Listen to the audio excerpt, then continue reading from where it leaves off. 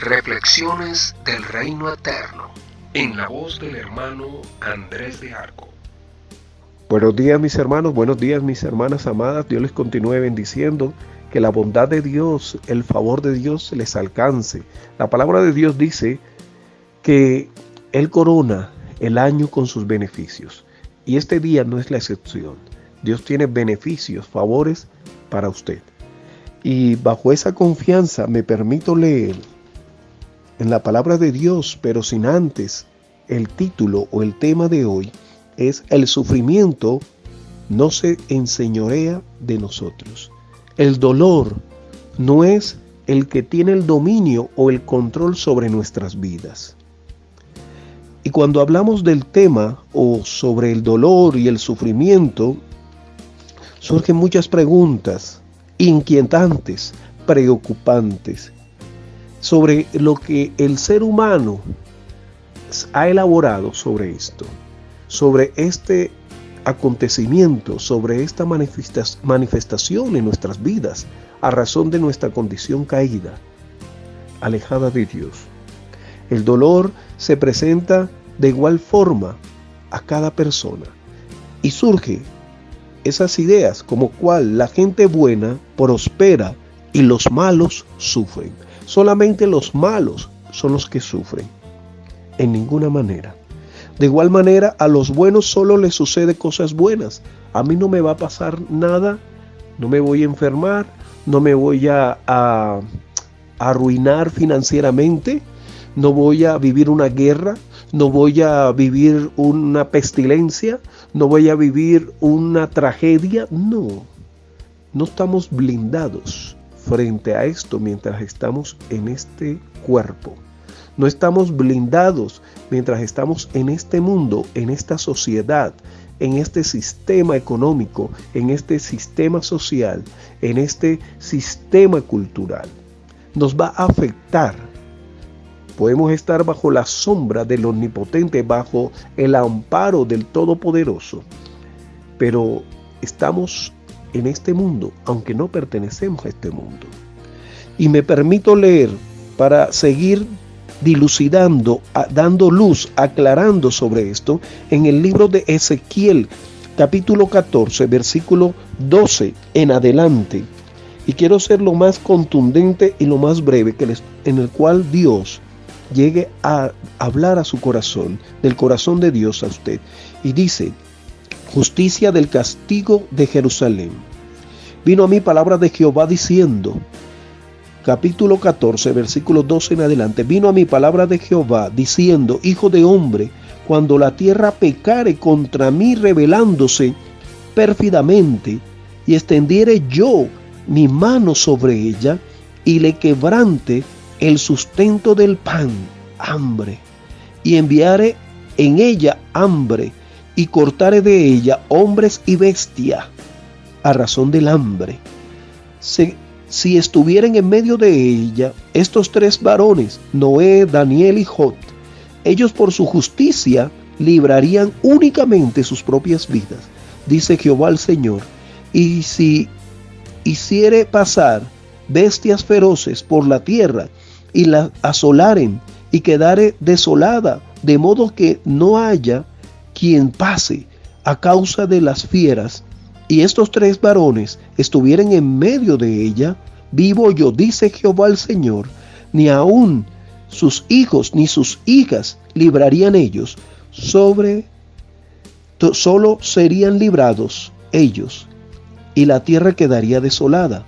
O si yo trajere espada, o sea, guerra, sobre la tierra, y dijera la espada, pasa por la tierra, e hiciere cortar de ella hombre y bestia, y estos tres varones estuviesen en medio de ella, vivo yo, dice Jehová el Señor, no librarían a sus hijos ni a sus hijas, ellos solos serían librados.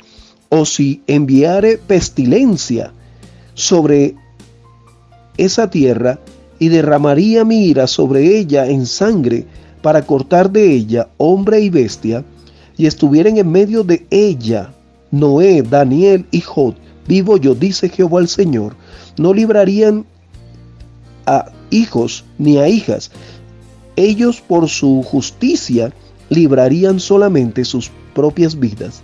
Por lo cual, así dijo Jehová el Señor, cuanto más cuando yo enviare contra Jerusalén mis 4 justicias, juicios terribles, espada, hambre, fieras y pestilencia, para cortar de ella hombre y bestia. Sin embargo, he aquí, quedará en ella un remanente, hijos e hijas, que serán llevados fuera. He aquí, que ellos vendrán a vosotros, y veréis en su camino y sus hechos, y seréis consolados del mal que hice venir sobre Jerusalén, de todas las cosas que traje sobre ella, y os consolarán cuando veréis su cumplimiento y sus hechos, y conoceréis que no sin causa hice todo lo que he hecho en ella, dice Jehová el Señor. Aquí nos habla en el libro del profeta Ezequiel, un profeta del exilio, el cual fue llevado al exilio, a la cautividad, igual que Daniel. Nos habla de que el pueblo de Israel, el pueblo de Judá, actuaron de manera pérfida, o sea, de una manera voluntaria en alejarse de Dios. Frente a esta realidad, hay una circunstancia de sufrimiento, de padecimiento, de dolor. Y nos habla de igual manera de 3 personajes, en los cuales ellos, cuando dice que por su justicia, era por el comportamiento, por la vida que ellos tenían en relación a Dios, en relación con sus prójimos, serían salvados. Ahora, cuando nos dice de esta manera, no dice de por la justicia que ellos hayan hecho, no, se refiere a ese comportamiento, ese modo de vida que tenían, de tener en cuenta a un Dios vivo, a un Dios que estaba interesado, que siempre ha estado interesado en hacernos bien, de llevar una vida bajo sus ordenanzas, bajo sus preceptos. Y rápidamente encontramos de que por qué estos 3 varones o estos 3 personajes tipifican el no llevar una vida dominado por el sufrimiento, por el padecimiento, por el dolor, pese a las guerras, pese a las enfermedades o pestilencia, pese a la hambruna, a la escasez material o financiera, pese a estas circunstancias adversas. Estos hombres, aunque llevaban una vida justa, adecuada, acorde a la ley de Dios, acorde a la voluntad de Dios, padecieron en estas circunstancias difíciles, igual que los que de una manera u otra no tenían una relación con Dios. Pero, ¿por qué? Surgen las preguntas. ¿Quiénes eran estos hombres? ¿Qué tenían en común? ¿Y por qué lograron salvar sus vidas? Primeramente, quiero hacer entender a través de la palabra que Dios algunas veces emplea el sufrimiento para obtener nuestra atención, para captar nuestra atención. Y volvamos a quién eran estos hombres. Encontramos a Noé. Noé, nos dice la palabra de Dios en el capítulo 5 de Génesis, nos dice que su papá, Lamet, versículo 28, vivió Lamet 182 años y engendró un hijo y llamó su nombre Noé, diciendo: Este nos aliviará de nuestras obras y del trabajo de nuestras manos, a causa de la tierra que Jehová maldijo. Y dice la palabra de Dios que la humanidad desde el capítulo 3 se pervirtió. En vez de buscar de Dios, se endureció su corazón y Dios va a traer el primer juicio. Pero frente a eso, un padre declara con todo el amor, con toda la esperanza, con toda la fe, que su hijo va a ser el comienzo de buenos tiempos. Noé, consuelo, alivio. Y dice la palabra de Dios que este Noé, este hombre, que su nombre alivio, consuelo, dice el capítulo 6, que toda la humanidad se va a contaminar, se va a llevar a cabo una maldad en gran manera, que todo designio del hombre era para el mal. Pero dice el versículo 8 del capítulo 6, pero Noé halló gracia. Noé va a tener ese regalo, ese don inmerecido. ¿Por qué? Porque llevó una vida en la cual caminó con Dios, una conducta íntegra, completa. Nos dice más abajo, el versículo 9 del capítulo 6, estos son las generaciones de Noé. Noé, varón justo, porque llevaba una vida acorde a la voluntad de Dios. Era perfecto, íntegro, donde él estuviera. Así se comportaba, agradando a Dios en su trabajo, en la iglesia, en cualquier lugar. Era una persona tal cual, entera, que llevaba una vida relacional con Dios. Y de igual manera encontramos el versículo 23, que resume el comportamiento de Noé. Capítulo 6, versículo 22. Dice, y lo hizo así Noé, hizo conforme a todo lo que Dios le mandó. Hacía conforme a lo que Dios le mandaba, dice el capítulo 6, versículo 22. ¿Y qué le mandó Dios? Hacer un arca. Obedeció en fe a ese Dios. De igual manera encontramos otro personaje que fue Daniel. Daniel capítulo 1, versículo 8 nos dice que sufrió el cautiverio. Sufrió el perder casi toda su herencia judía. El sacrificar a Dios, ofrecer sacrificio, pero no perdió tener esa relación de orar a Dios. Capítulo 6, capítulo 7, nos encontramos un Daniel, pero en el capítulo 9 encontramos un Daniel intercesor, que él no se autojustifica diciendo, mira, este pueblo fue el que pecó, yo no. No, a lo contrario. El capítulo 9, encontramos el versículo 3, dice, y volví mi rostro a Dios, el Señor, buscándole en oración y ruego, en ayuno, cilicio y ceniza. Y oré a Jehová, mi Dios, e hice confesión diciendo, ahora Señor, Dios grande y digno de ser temido, que guardas el pacto y la misericordia con los que te aman y guardas sus mandamientos.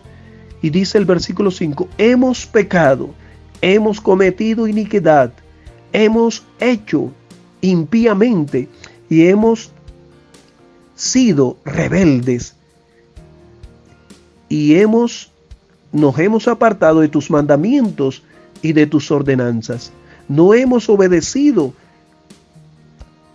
a tu servicio y al mensaje de tus siervos los profetas, que desde antemano nos advertían sobre esto. Empieza Daniel a hacer confesión. Y qué actitud hermosa frente a una adversidad de sufrimiento, de dolor. No para autojustificarnos, no para llevar una vida de justificarnos nosotros mismos, no, de reconocer que Dios ahí está trabajando con nosotros, está sanando, como el médico ante una herida, tiene que limpiarla, y limpiar quiere decir que va a doler, pero va a traer medicina, va a traer sanidad, va a traer sanidad. Señor, Daniel entendió esto y salvó su vida.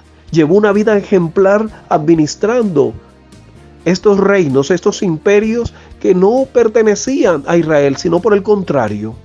Fue una manera de disciplinar al pueblo de Israel, al pueblo de Judá.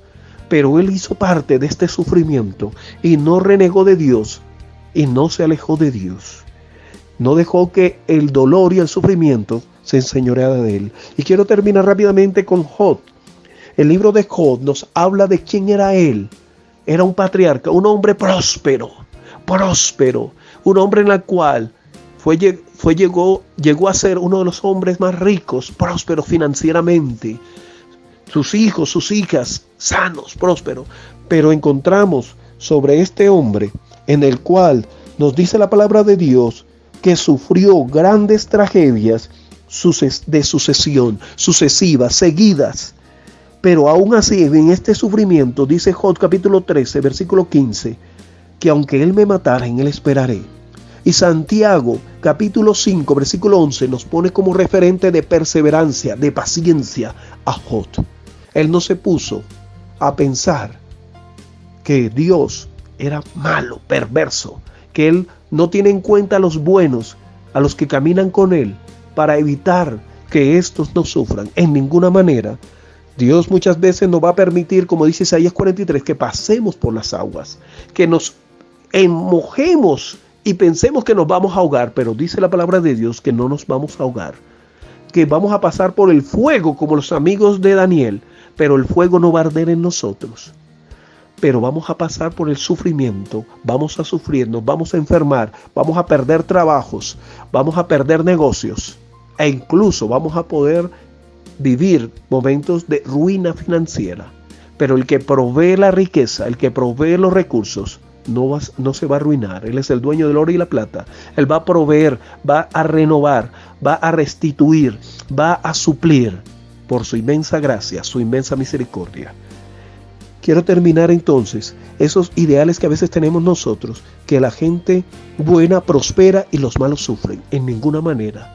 Todos sufrimos. Jesús, refiriéndose a los dos cimientos, el hombre prudente que edificó sobre la roca, vivió vientos, corrientes de agua, inundaciones, y golpearon su vida, pero ésta se mantuvo, dominado por el poder del Espíritu Santo y de la palabra de Dios, que es la roca, y Cristo, que es nuestra roca. Pero también el insensato. Pero estos sí se dejan enseñorear porque no tienen su base en la palabra, en los principios de Dios. Que Dios nos ayude a vivir una vida en la cual el Espíritu Santo, la palabra de Dios, la voluntad de Dios se enseñorea en nosotros y no el sufrimiento. Y podemos vivir consolados porque Jesús dijo, bienaventurados los que lloran porque recibirán consuelo. Señor, gracias porque tú nos consuelas y nos fortaleces en los momentos de enfermedad, de padecimiento, porque tú estás fiel ahí con nosotros. Gracias, Señor. Dios te bendiga, a tu hermano Andrés Iván de Arco Altamar. Bendición, bendición, bendición.